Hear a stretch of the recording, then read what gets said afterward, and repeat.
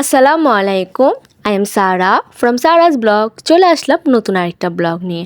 আজকে হলো আমি আর আমার ছোটো বোন মার্কেটে আসলাম। তো আমার বোন হলো আমার অফিস শেষ করার পর এসেছে, কারণ হলো আজকে আমরা মোবাইল নেব। কিন্তু মোবাইল নিতে এসে দেখি ব্যাংকক মার্কেট বন্ধ, যেখানে অলরেডি অনেকগুলো মোবাইল দোকান থাকে। তো আজকে হলো মার্কেটটা কী কারণে বন্ধ ছিল জানতাম না।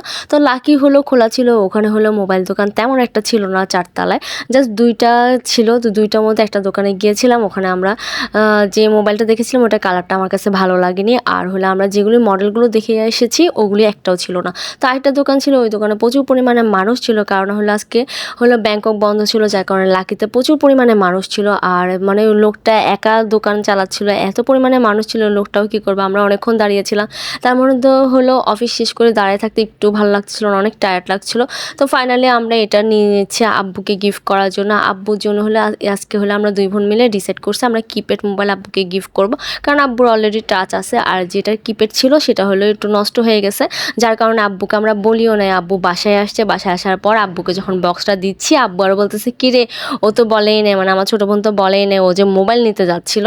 যাই হোক, আব্বু অনেক খুশি হয়েছে। আব্বুর এই খুশিটা দেখে আমরাও অনেক খুশি হয়ে গেলাম। নিজেদের টাকা দিয়ে আব্বুকে একটা ফোন গিফট করতে পারছি, সেটাই অনেক বেশি। ছোটো হোক বড় হোক, আমার আব্বুর হলো কিপ্যাড ফোনটা খুব দরকার ছিল, তো আমরা কিনে দিলাম। তো আমরা চাই নাই আব্বু নিজেই কিনুক, চেয়েছিলাম যে আমরা দুই বোন মিলে গিফট করব, সেটাই করেছি। তো আজকের ব্লগটা তাহলে এই পর্যন্ত। আর আমার আব্বু অনেক সুন্দর করে আনবক্স করছিল, মানে পারছিল না, যাই হোক আমার ছোটো বোন দেখা যাচ্ছিল।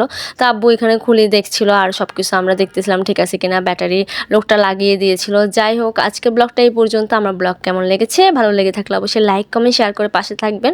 Thanks for watching. আল্লাহ হাফেজ। বাবা তুমি আমার যত খুশির কারণ,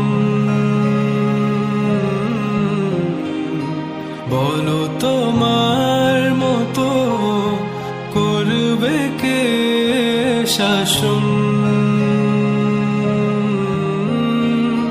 বাবা তুমি আমার বেঁচে থাকা